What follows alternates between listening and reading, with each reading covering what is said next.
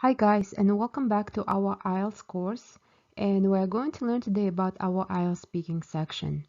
We'll review different strategies and tips and how to complete this section, and we'll learn about part 1, 2, and 3. And before learning about each part of the IELTS speaking test, we're going to have a brief overview. So in your part 1, you are going to have general questions about yourself and everyday situations. So you'll have everyday vocabulary that you can use at home, at supermarket, at school, and so on. And also you'll be using different tenses, verb tenses, that you apply in your daily life. Your part 2 is going to be about a speak on a topic given by the examiner. So this is a very important part of the test because you'll get to show your ability of speaking English for a longer period of time. You need to introduce your talk, you need to pay attention to question words, and also you should be able to express your personal feelings. And the final part 3 is going to be about a conversation on abstract topics, where you have to do the same to introduce your topic and support your topic with supporting details and make some clarifications if you have to. So this is our brief overview to the IELTS speaking test. And in the following slides, we will be learning about part 1. And now we are going to discuss our part 1, which is going to be about everyday vocabulary words. Remember, when you're completing this type of task, it is very important for you to know vocabulary about daily topics that will help you to talk about yourself and everyday situations such as work, study, hometown, favorite food, hobbies, your favorite pets, so things like that. You have to make sure you are familiar with these topics and you know what kind of words to use when you talk about them.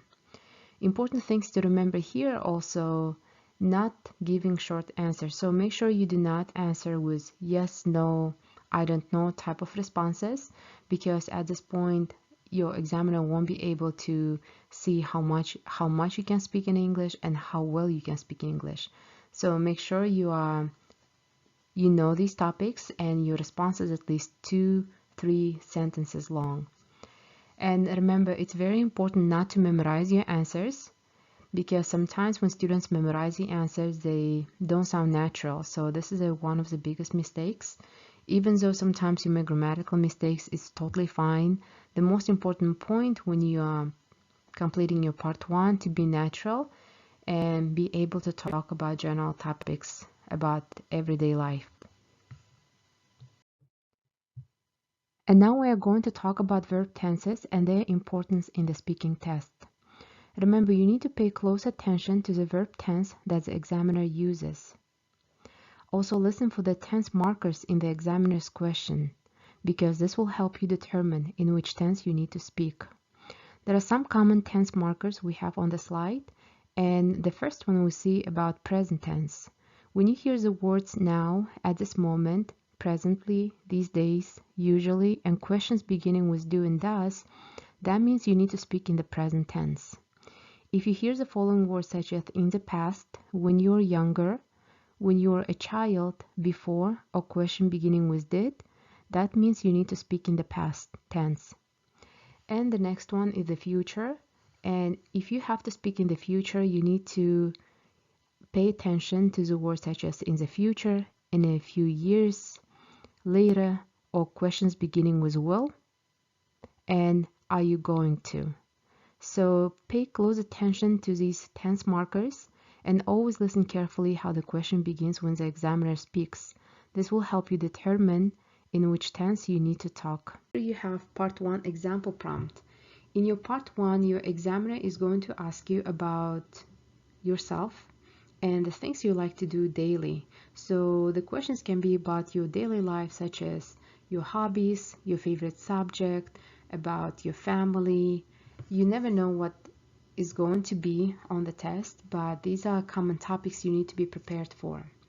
So your examiner, he or she might announce a topic. So for example, he or she might say, let's talk about your hometown or village.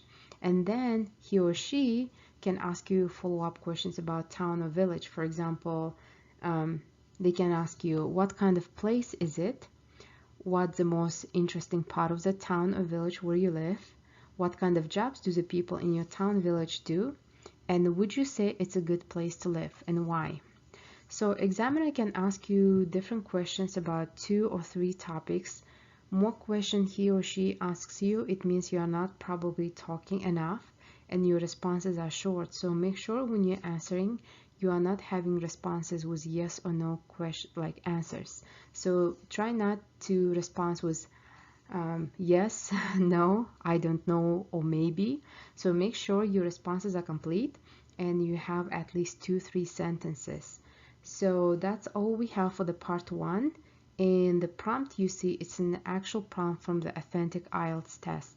So you need to be prepared to talk about everyday vocabulary, everyday activities, and of course about yourself. Ielts Speaking Strategies and Tips, Part 2. And now we're going to talk about Part 2. In Part 2, you have to speak on a topic given by examiner. You'll be given a card with various questions, and then you have to prepare for 1 minute and take notes before start speaking. Once 1 minute is up, you'll introduce your topic and you'll speak for 2 minutes until the examiner will ask you to stop. So make sure you speak as much as possible and don't end your speaking until the examiner asks you to do so. Remember, introducing your topic is very important because it will help your examiner follow your ideas and know what you're going to talk about. So, for example, you can begin your speech by saying something like this: I'm going to talk about, or I'm going to discuss about. So, make sure you introduce your topic using such words. And also keep in mind, using transition words are very important. Transition words we have such as first of all, however, for example, finally, and so on. So make sure you're using them because that will help your examiner to understand your ideas better, and also that will help him to follow them better as well. Also important point here to remember is that you need to talk a lot and you need to make sure you are speaking spontaneously. So you are not memorizing some specific sentences or vocabulary words, but using your own words. And now we are going to discuss our Part 2 example prompt. As you remember, in Part 2, you'll be given candidate task card. You'll be asked to do the following as an example we have on the slide. Describe something you own which is very important to you. You should say where you got it from, how long you have had it, what you use it for, and explain what is important, why it is important to you. So when you have a task like this, you'll have 1 minute to prepare before you speak. And then once 1 minute is up, examiner will ask you to start speaking. So you'll have 2 minutes to speak and show your ability of speaking English. So you should try to speak as much as possible, and it's very important point to remember that you should answer all the questions that are presented in the card, such as where you got the gift or the things that you possess that is important to you, how long you have had it, so present a number, maybe 2 months, maybe 5 years, and what you use it for. So give an example and explain what you use it for, and of course give some reasons why this is an important thing to you. Once you're done speaking, you will have some rounding off questions that examiner will ask you about the topic you talked. So they might sound like this: is it valuable in terms of money, and would it be easy to replace? So remember that you should not give yes or no, I don't know, maybe kind of answers, and you should speak in 2-3 complete sentences. And now let's take a look how to take notes. For example, you'll have a candidate card that will ask you to do the following: describe a trip you have taken recently. You should say where you went, who went with you, and why you went there. So when you're taking your notes, make sure you are not writing complete sentences. You only write down a couple of words that will help you to remember your ideas fast. So for example, where, you can write down something like about 40 kilometers from home, and who, my entire family, Why? Visit to our grandparents. So remember, you shouldn't write complete sentences because while speaking and when you try to read them, you'll get more confused. So you only need to see the words, the keywords that will help you to remember your ideas and continue to speak about your topic. So taking notes should be real fast, and you have to make sure you are covering the most important points like where, who, and why. Now we're going to discuss about personal feelings. Showing your personal feelings is very important during your part 2.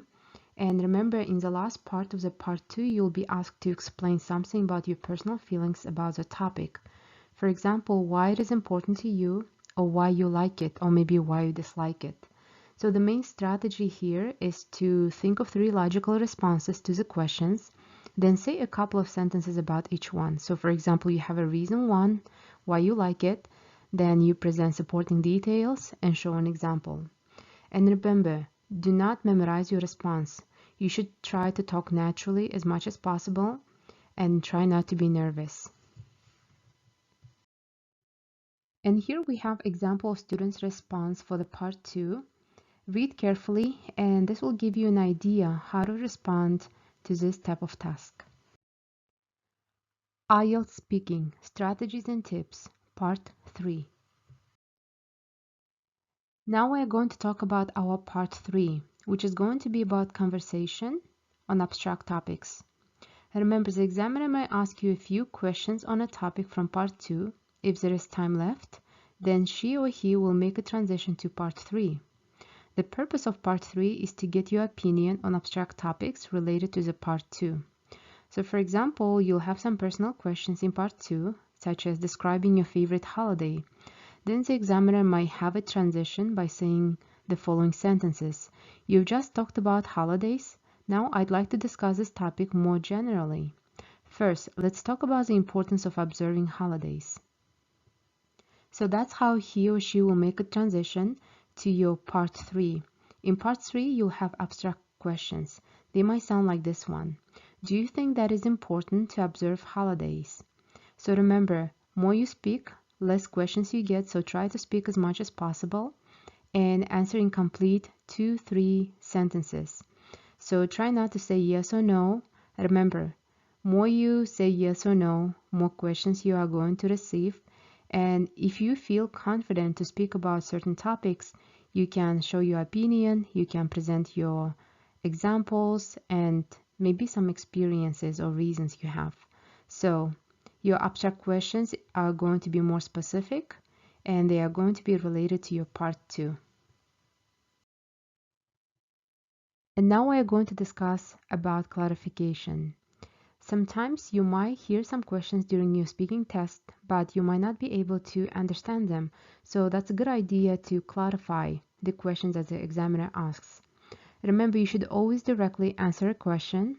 However, if you are not sure you understand the question, ask for clarification. Don't give an answer that is not relevant to the question. Sometimes students, even though they do not understand the question, they still speak about something different. So make sure you don't make the same mistake and you ask for clarification. Asking for clarification also gives you extra time to think of a good answer. So this is a very helpful tool to brainstorm and think about a better response. When you're asking for clarification, you can use the following phrases you have in the box. So these are common phrases to ask for clarification, such as, do you mean? Do you want me to say? If I understand you correctly, you want to know and continue idea. You're asking me if and you would like me to give you. So these are the type of phrases you can use for clarification. And remember, you do not need to remember them all. You just have to remember a couple of them, like 2 or 3, if you'd like to, and try to practice asking questions for clarifications. This will help you a lot during your Ielts speaking test. And now we're going to review our important speaking tips that can help you during your speaking test. The first one and the most important one is keep talking, because the examiner needs to hear you use English, so please do not be shy and show your ability of speaking English for a longer period of time. Avoid giving yes, no type of answers. Speak as much as possible in 2-3 sentences. Give 2-3 sentence type of response. And it's also important to keep in mind that everyone makes mistakes, and even native speakers make some grammatical mistakes. If you make some of them, it's totally fine. Just try not to dwell on that and worry about it too much, and just let it go and continue speaking as much as you can. Another important point to keep in mind is that you should not memorize responses. You need to sound spontaneous, natural, even though you make some little errors. So it's totally fine, but try not to memorize some responses that you find online or some specific phrases. It can confuse you even more in time of speaking. Also, don't worry about a particular part. For example, you remember we have part 1, part 2, part 3. Remember that your score is a composite of all 3 parts, not just one. So even though you don't, for example, you didn't do well on the part 1, always try to do better in the next part, okay? And also keep in mind about your preparation time. In part 2, you'll be given 1 minute. So make sure you read your card, you prepare yourself, and you think about what to say during that time. So this is very important. Sometimes students come to the test, they are given 1 minute, and they look at the questions they have just for maybe 5 seconds and they say, I'm ready. But you should actually take advantage of the time you have, prepare very well, and then speak for 2 minutes nonstop. And again, don't worry if the examiner stops you, because each part has a time limit. So if examiner stops you, it doesn't mean that you did something wrong or something went not well. It's totally fine. Just move on to the next part. And again, be enthusiastic, show your positivity. And I'm sure if you show your interest and you speak a lot, you are going to do very well on this part of the test. And now we are going to review our final slide, which is going to be a recap to the things we studied today. As you remember, you'll have 3 parts to complete your speaking section, and you'll be given 11 to 14 minutes. Remember, more you speak, longer your test is going to take. Less you speak, shorter the test is going to be. In your part 1, you'll have 4 to 5 minutes to speak, and your preparation time is going to be none, so it means you won't have any time to prepare. It's going to be an interview type of task. And task 2 is going to be 3 minutes, so you'll have 1 minute to prepare and 2 minutes to speak. Part 3 is going to be 4 to 5 minutes, and you'll have no preparation time. Most of the time it's a follow-up questions about your part 2. So that's what we have for our Ielts speaking. And you just have to keep in mind to be spontaneous and sound natural.